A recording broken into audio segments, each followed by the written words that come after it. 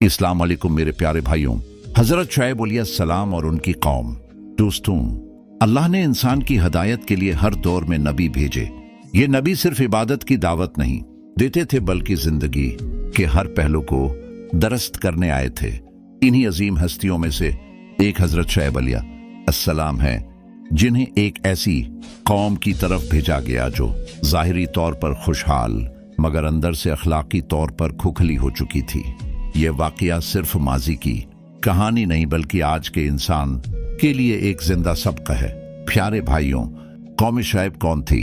हजरत शुएब अलैहिस्सलाम को मदीन और उसके आसपास रहने वाली कौम की तरफ भेजा गया। ये लोग तिजारत में माहिर थे, बाजार आबाद थे, दौलत की कमी न थी। लेकिन उनकी दौलत ईमानदारी से नहीं, इंसाफ से नहीं, बल्कि धोखे, मिलावट और नाप तोल में कमी से हासिल की जाती थी। ये लोग वजन कम करते, माल में मिलावट करते, कमजोर खरीदार को धोखा देते, नाजायज मुनाफे को अक्लमंदी समझते। उनके नजदीक सच्चाई नुकसान और धोखा कामयाबी थी, अल्लाह का नबी और हक की दावत। ऐसे माहौल में अल्लाह ने हजरत शुएब अलैहिस्सलाम को मबूस फरमाया। आप नहायत नरम दिल, फसीह लिसान और हिकमत वाले नबी थे। आपने सबसे पहले फरमाया, ऐ मेरी कौम, अल्लाह की इबादत करो, उसके सिवा तुम्हारा कोई माबूद नहीं। नाप तोल पूरा करो, लोगों को उनका हक दो और जमीन में फसाद न फैलाओ। ये पैगाम हमें बताता है कि अल्लाह की इबादत और इंसानों के हुकूक एक दूसरे से जड़े हुए हैं। दीन और कारोबार, कौम की गलत सोच। कौम ने जवाब दिया, क्या हमारी नमाज हमें ये हुक्म देती है कि हम अपना कारोबार छोड़ दें? क्या हम अपनी मर्जी से कमाई भी ना करें?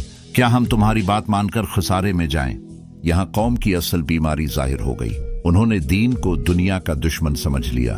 हालांकि इस्लाम कारोबार को मना नहीं करता, बल्कि ईमानदार तिजारत को इबादत बनाता है। मजाक, धमकियां और तकबर। कौम के सरदारों ने हजरत शुएब अलैहिस्सलाम का मजाक उड़ाया।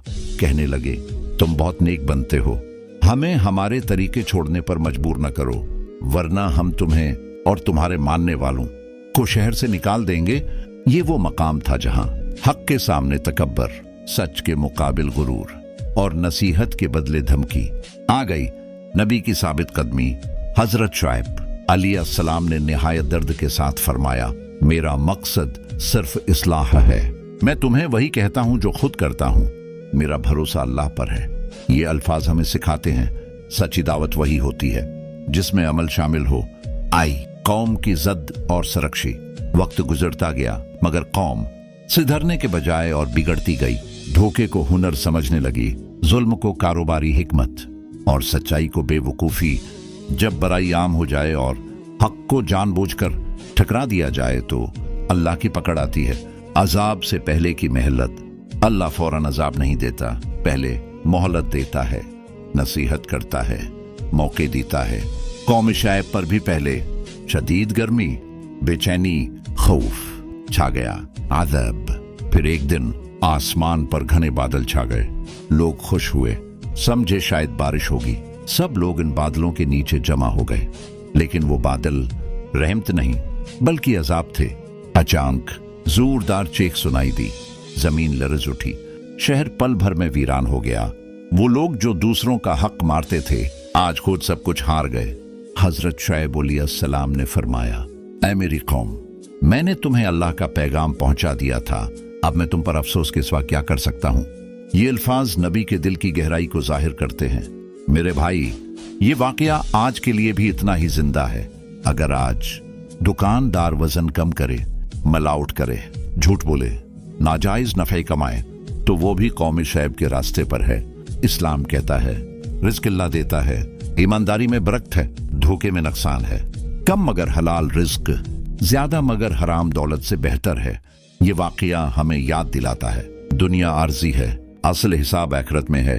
अल्लाह इंसाफ करने वाला है। मेरे भाई, अगर हम चाहते हैं रिज़्क़ में बरकत, दिल में सुकून, माशरे में इंसाफ, तो हमें नापतोल पूरा करना होगा, सच बोलना होगा, हलाल को अख्तियार करना होगा। ऐ अल्लाह, हमें सच्चाई का रास्ता दिखा, हमें ईमानदारी और इंसाफ अता फरमा। हमें इन लोगों में शामिल न करना जो हक जानकर इनकार करें। हमारे रिज्क में हलाल की बरकत दे और हमें अपने अजाब से महफूज रख। आमीन।